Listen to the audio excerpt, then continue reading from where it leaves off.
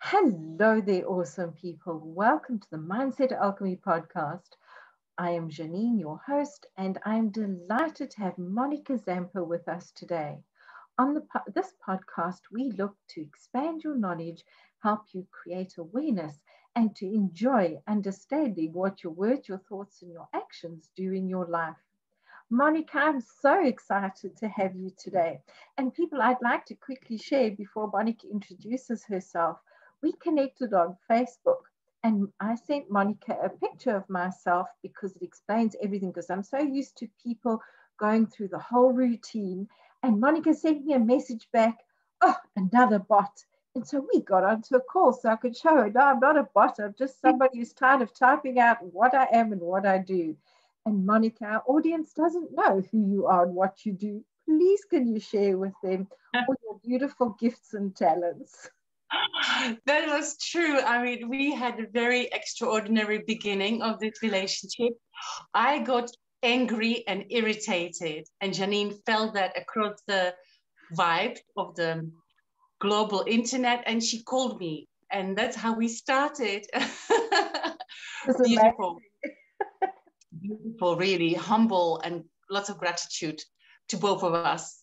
Yes. Stepping out of our egos. I think that's what it's about, Monika, and just having the desire to share vulnerability, if that's how I can put it. And also, I don't like it when people hurt. Monika, what do you do? Who are you? And please share how that beautiful tree of life and pyramid towers behind you.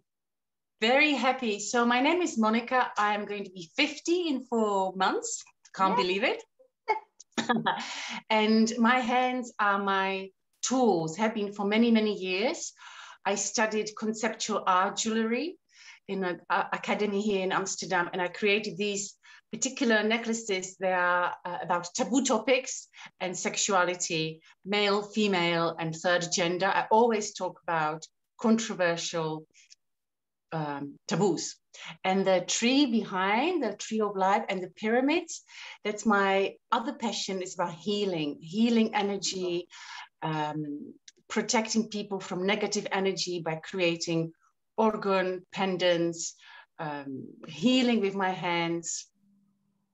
And what I do right now in the last period of time, period is a concept, let's say years, is I help and empower women to step into their awesomeness, help them with courage and confidence, because I didn't have it when I was growing up. So that's the pain point, and I know how it is to be a brilliant woman inside and hiding it and not showing it. But that's my mission. That is so beautiful. Monika, you touched on a very deep point that I'm quite passionate about. I just don't speak about it very often. How we as men also do it. So please understand, to the men listening, I'm not knocking you. It's just you're more encouraged to show your brilliance. Is that women really are discouraged from small to show their brilliance, their gifts, and who they are. What was your initial step in stepping forward into your confidence? What triggered that? Oh, that's a beautiful question. I love these retrospective questions where you, in a flick of a second, have to rewire your 50 years. I know it's a process. Was there one thing? Yeah, one thing I remember. A few years ago, I was standing in a cold, wintry morning in Munich, and I was crying my eyes out. I was crying because I had no money to go back to my daughter. My flight was canceled because of the snowstorm, and I had no money to go back. And my twin sister had to buy the ticket for me. And I thought, how did I end up here? Mm-hmm. We're having 2 universities. I speak 7 languages. I was an investment banker. How did I end up in this pit? And that was the awakening, number 10. I love it. Number 10. Yes, I understand. Where did you go to from there, besides to your daughter? Where did you go to from there in your journey? I decided to draw a line in the sand or in the snow, so to speak, and to really take charge of my life, to really say, this is enough. I acknowledge that I'm an amazing, powerful, talented woman, and it's now time to show it and ask the right amount of money to be paid. You know, I was underpaying myself, giving things for free, giving, people pleasing, outwards. Energy was going outwards, not inwards. And what I did, which is really paradoxical, because I have been spiritual all my life, did many workshops, pilgrimages, and silent retreats, hundreds of hours in meditation. But what I did, I joined a business community. I never realized it's the online business community, entrepreneurship. Problems pronouncing this word. And I joined it to build my business online. But actually what happened was a huge inner transformation. Stepping up. I love that. And you mentioned something so important. That is the essence of a program that I offer called the Success Spiral. Until we are ready to go within, we're not able to step up into our true purpose and passion.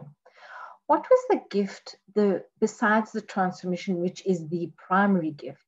What is another gift that you received from being part of that, what seems to be paradoxical following of your whisper into a non-spiritual arena?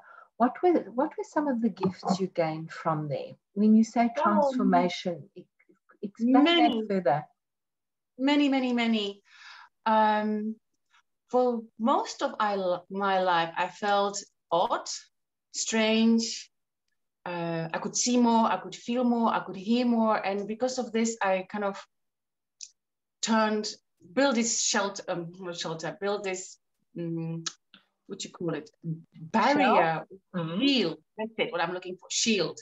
And I thought that I'm the odd one out, and I didn't want to speak about it. But because this community is full of people like me, I feel at home. We are all weird, crazy, out of the matrix, very conscious people, and I feel at home. I know that I'm not alone. So this is what I gained. And I also gained belief and deep trust that I'm here to impact many. So many years ago, I was really introverted and shy, although I was very, on the outside, very lively and bubbly, but inside I was introverted. And through these steps, I realized that I'm a leader, and I'm proud to say it without feeling self-censoring myself. Some people want to be leaders, but could be leaders with their heart. I'm a leader with my heart. And from other things, I learned how the social media works, skills, which are so important for light workers like us. Before I thought, I'm not going to go on online business because I'm above it. I'm above this. I don't need money. And now I realize money is beautiful. Money is just a pure energy, and it's our association, our tint, our watercolor, how we paint it. Thousands of discoveries. Too many. That is so interesting, because something I've come to understand, and I know you're expressing it here, is money is an energy. It's not paper, it's not people, it's not time. It is time. It's just an energy. Monika, how has your money mindset shifted from that day that you stood in the airport desperate? Oh, it's like Ferrari from skyrocketed. I didn't even know that I had a limiting money beliefs. I used to be a banker, as I said, in London, earning a lot of money. And I didn't realize that I had money issues until I started to follow my passion, right? So many of us when we become coach, I'm also a coach, confidence and courage empowerment coach. So when I started to follow my art or my coaching business or healing, I realized because it was coming from my heart, I started to notice the money beliefs. I speak to money, I sing to money, I have money mantra, I read affirmations every day, I listen to songs about money, I'm thankful, grateful. Money is a huge part of my life. Mm-hmm. In a way, I treat money as the best lover I would have. Yes. And I learned that if the lover would sleep next to me and I would say, oh, you're not enough, and you're always going away, and I don't like you, and I'm afraid that you will be never enough, that partner would leave. But if I treat the partner, the money, like, wow, I'm so grateful, you're amazing, and I know you're going to be with me, and more is coming my way, highly likely the money will stay next to me, no matter pillow, right? Definitely. I love that. I also liken it to a lover or a friend. Would you talk to your friend like you speak to your money and your finances? And people get such a shock when you present that to them. They get quite upset sometimes. How can you talk about it like a person? Well, it's an entity, it's a sentient being, it's energy. Of course you're going to talk to it like that. Monika, something that is so interesting, this is totally off the point. The English word want actually means lack, and need has a desperation energy. Have you noticed that people, when they're really lacking, use the word want a lot? This is just, I hadn't asked Monika this before, so. No, you absolutely, of course, numbers, signs, words are all codes, right? So everything is coded, and the word want basically translate, I don't have enough. Yes. I am desperate. I'm giving my power away to somebody outside of me. And I'm always, I'm not religious, so excuse me, but I'm always praying. Like, I want more, I want more. But in that state of wanting, the universe sees you not enough, not enough. And that, of course, in terms of vibrations, drops you on a lower scale, you know. That's well, look at it from the lover perspective. When you say to your lover, I want, the person says, oh. Yeah, you feel suffocated. So that's the word, suffocated. Yes. Suffocated. If a partner, I'm also an expert in toxic relationships, and I deal with lots of clients who are powerful women, really highly powerful, ambitious women, and somehow they end up in a toxic relationship. So this feeling of I want, it suffocates you. It's like putting shackles and something around your neck. A noose around your neck. Yes, I have definitely experienced that. For me, it's been a huge journey around money, and the interesting part of it has been bringing my partner along. And I definitely saw, as I grew and changed, I opened space for him to grow and change. And alternatively now, because we are working on it together, independently and together, he'll say, excuse me, do you really wish to project that energy towards our money? And then I go, oh no, and then work from there.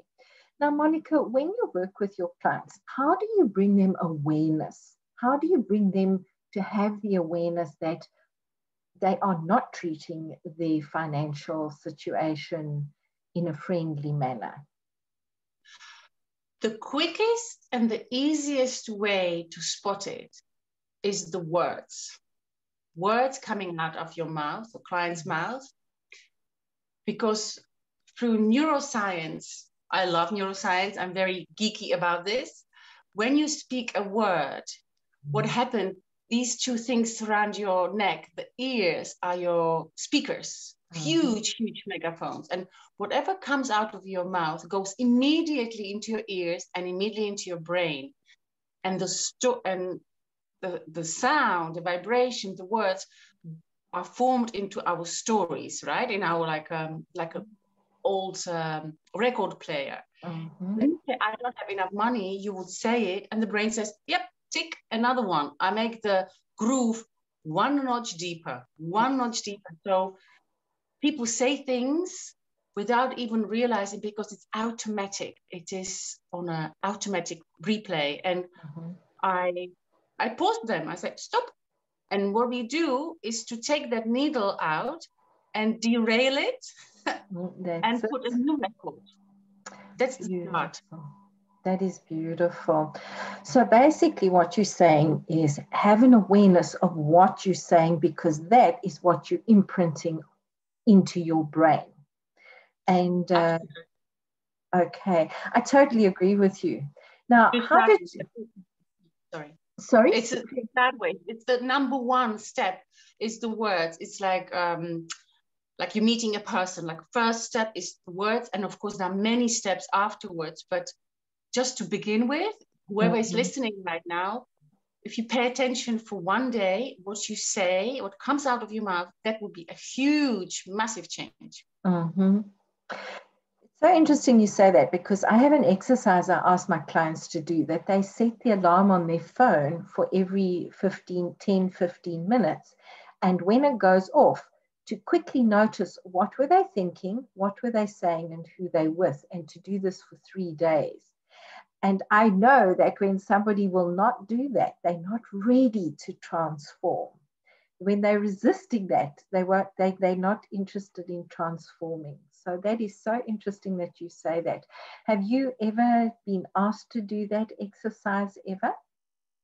No. When you say that, I go like, oh my God, 3 days, every 15 minutes. So my immediate flight or fight response is like, oh no, this is too much. It is. So do you know why I ask people to do it every 15 minutes? Do you have any idea why I ask them to do it every 15 minutes?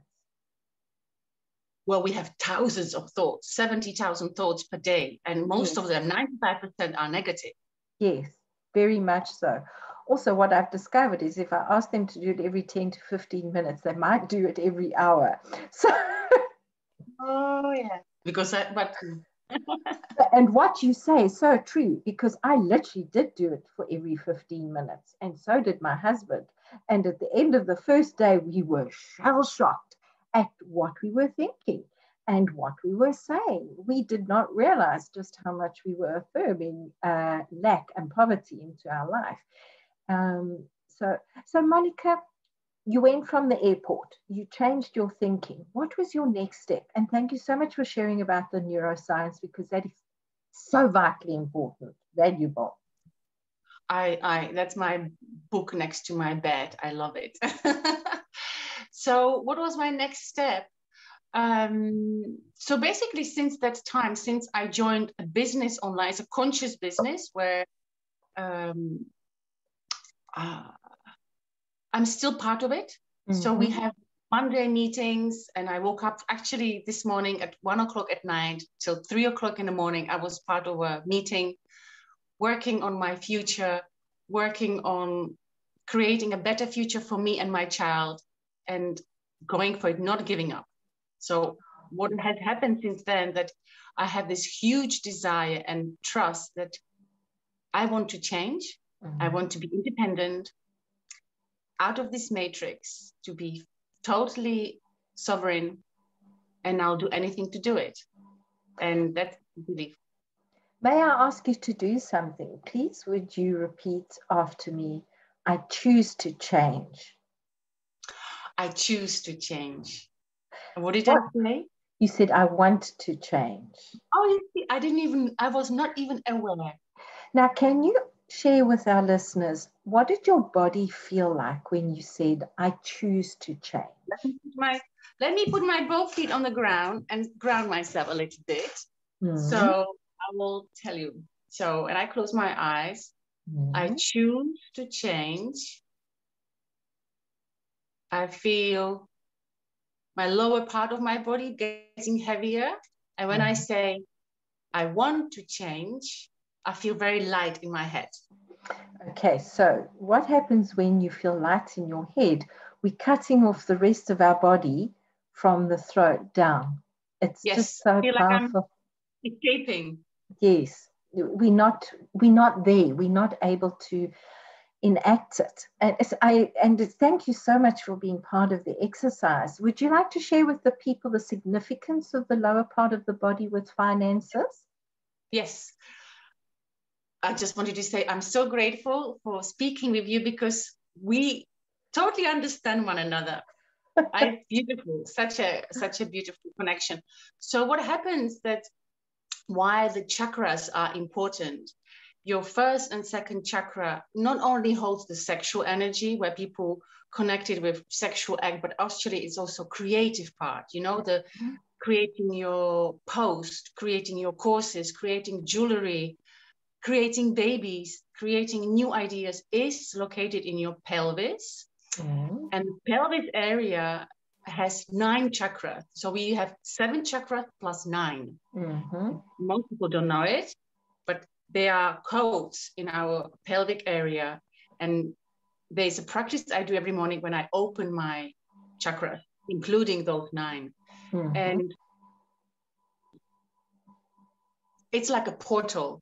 It's like a portal, like a gate to Mother Earth, to the core of Mother Earth. And that's where the energy comes from, creative energy. And of course, this is important. The connection to universe is also important. But I would say for women, we speak to women right now, focus on the abdominal area as much as you can. I do also womb healing, trauma healing, mind massages I did in the past, opening those areas, massaging your belly, talking nicely to your belly, treating your pelvis well, grateful for what it has given you. Yes, definitely. And not just our belly, also our butt and our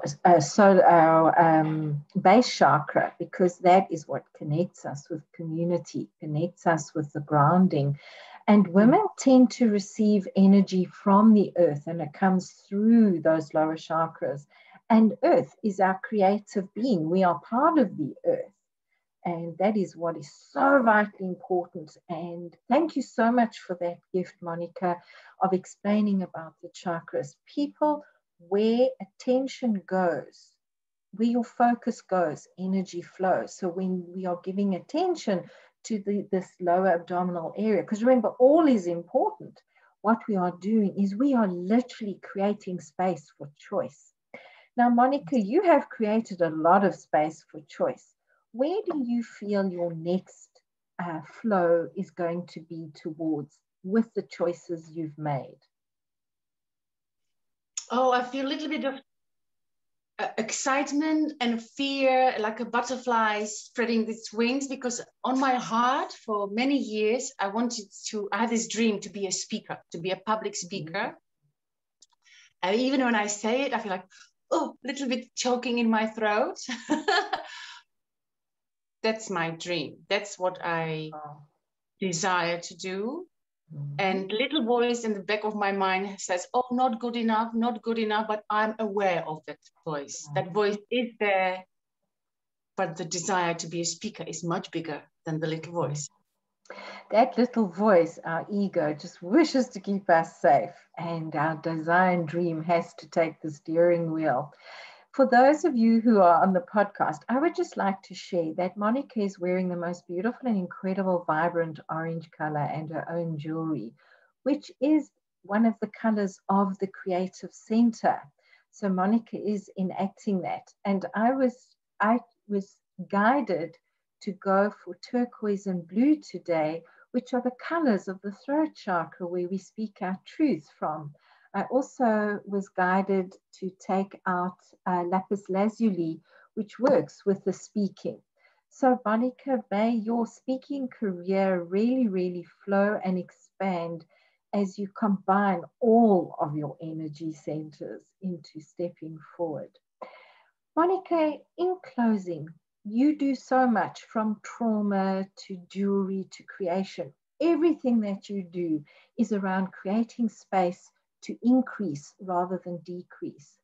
What is one thing you can share with our audience? What would you like to leave our audience with today? And thank you for sharing your beautiful dream of being a speaker with us. So what I would definitely like to leave is that speakers introduce a new mantra into their day or evening, thanking themselves for everything they did that day and praising themselves for every single step they did that day, creating a magic. We so often criticize ourselves and we forget about these beautiful celebrations. So I would like to celebrate and thank you for inviting me on this talk. And I also want to celebrate and thank myself for being here and sharing openly with my heart. Oh, I absolutely celebrate you, and I'm so grateful that you chose to come on today.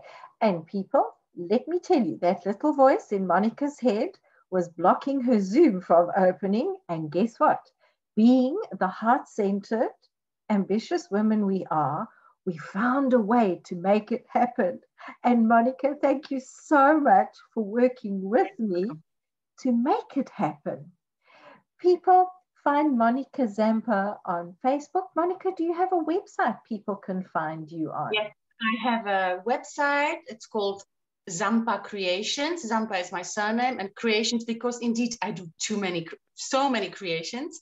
And I have a Facebook called Monika Zampa and Instagram Monika Zampa.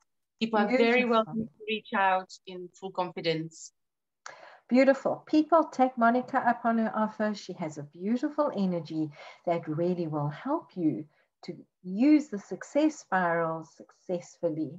Have a grand, beautiful, and glorious day, and we'll be back. Bye-bye.